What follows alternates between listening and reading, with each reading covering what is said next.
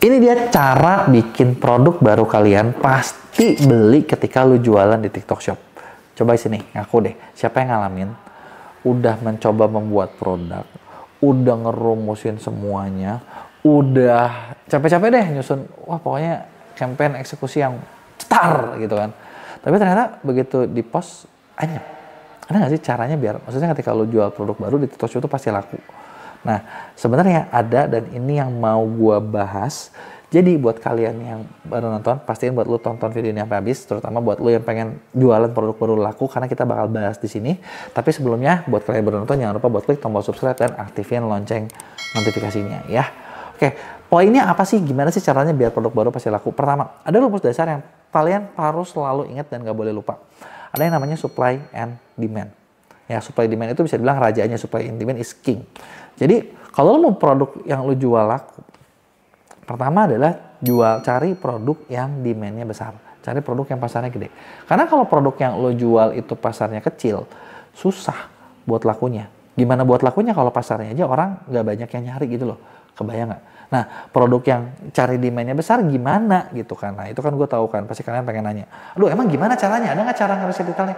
Ada sih sebenarnya. Kalau misalnya lo sudah punya yang namanya TikTok Market Scope. Jadi TikTok Market Scope ini satu fitur analitik dari TikTok buat seller terpilih, apa seller, sebenarnya bukan sih, buat seller yang memang yang benar-benar yang seller dianggap yang mau sukses gitu ya, yang tapi yang elit juga, nggak bisa yang biasa-biasa. Kalau yang mulai TikTok nggak kasih gitu. Jadi ini di sini tuh lo bisa ngelihat kayak brand persepsi lo seperti apa, ini lo seperti apa, audiens lo seperti apa, bahkan pasar di TikTok seperti apa. Itu ada buat lo yang penasaran nih, gue kasih lihat videonya di sini. Gue nggak akan bahas di sini detail, lo lihat di video gue yang lain. Dan market scope ini cuman kebuka ketika kalian kerjasama dengan agensi, dan salah satunya adalah Mea. Jadi kalau lo kerjasama sama kita, lo ads-nya lumayan, itu kita bisa bukain market scope ini. Tapi kalau lo sendiri nggak akan mungkin bisa. Lo punya CM juga nggak akan dibukain market scope karena ini beda project gitu ya. Nah di sini lo bisa ngeriset gitu. Kalau misalnya gue nggak bisa gimana? Ya udah, kira-kira. Ya gimana lagi? Maksud gue lo mau tanya gue data detailnya, orang adanya cuma lewat market scope. Ya bisa juga sih, mungkin lo lihat di pencarian Shopee gitu ya. Tapi kan pencarian Shopee sama TikTok agak beda-beda juga ya. Jadi ya begitulah gitu ya. Nah setelah riset produk yang cocok gitu ya, udah lo riset, nah lo lihat kompetitornya banyak apa kagak. Kan supply and demand is king. Kalau demandnya banyak, kompetitornya banyak nggak? Lo bisa bersaing nggak? Bayangin gini, lo ketemu produk, demand-nya gede, persaingannya dikit. Widih, itu enak banget. Itu enak banget, itu surga itu. Itu kalau ada, hajar. Jadi kebayang ya. Nah, lo lihat, atau kalau misalnya gini, kompetitornya ada sih, tapi lo bisa lawan nggak? Bisa lawan, maju ke tahapan berikutnya. Gitu ya. Nah, maju di tahapan berikutnya ngapain nih? Nah, lo mulai bikin dong produknya. Bener nggak? Jadi ini gue lagi bahas cara buatnya. Nah, setelah lo mulai bikin produknya, lo tes, lo cobain dulu.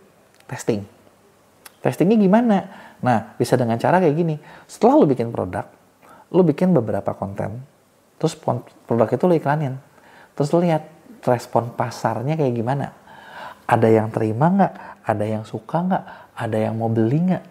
Kalau misalnya ketika lo bikin, terus itu produk nggak ada yang suka, nggak ada yang mau beli, artinya gagal. Ulang lagi cara berikutnya. Tapi gini, kalau gitu kan kok bisa juga produknya bagus, tapi cara kontennya salah. Betul. Boleh diulang sekali lagi, bikin dengan angle yang berbeda, tembak lagi, ada responnya nggak? Nggak ada, gagal. Ulang lagi dari nol. Atau misalnya gini, USP-nya, box aja gini, produknya kan setiap produk kan ada USP-nya kan. Contoh gini, gue ada kerjasama sama beberapa seller yang kita masuk ke bisnisnya, karena kita tahu ini potensial, gitu ya. Tapi ketika kita masuk, kita nemu kayak, oh ini tuh ada USP-nya apa? Tapi ketika kita coba USP-nya dia, nggak kena nih. Kalau nggak kena, berarti kan harus ada yang dirubah. Bener nggak? Kita rubah-rubah lagi gitu sampai ketemu gitu. Nah udah ketemu baru masuk gitu. Kecuali kalau USP-nya gagal, berarti itu produknya gagal, nggak bisa dijual. Oh ya, yang kalian nggak boleh lupain adalah ketika kita mau coba ngiklan, kayak tadi ya, kita kan mau ngetes nih. Di situ artinya lo harus bisa bikin produk tersebut tampil dengan baik di halaman produk. Tampilnya tuh kayak gimana? Ya dari fotonya, deskripsinya. Ya ini basic sih, tapi maksud gue nggak mungkin lo bayangin ya. Contoh gini, gue bikin produk nih, apa nih? Kue misalnya nih. Terus di kue gue cuma tulis ini kue. Deskripsinya ini kue titik. Siapa yang mau beli? Bener nggak? Nggak ada yang menariknya, bener nggak? Dan di mana ya? Maksud gue di TikTok itu kan karena mayoritas lo harus sadar pembelinya adalah orang lewat konten, orang lewat live. Jadi harus ada cerita gitu loh. Harus bisa diceritainnya tuh apa sih? Oh kue ini dibuat dari misalnya, oh ini adalah nenek-nenek yang tinggalnya di gunung misalnya. Jadi dia jalan buat bikin kue ini jauh banget setiap hari. Ada foto gunungnya, ada apanya, ada ceritanya. Itu menjual gitu. Kasihan ya, gue mau bantu si nenek gitu. Gitu. Kurang lebih kayak gitu. Gitu.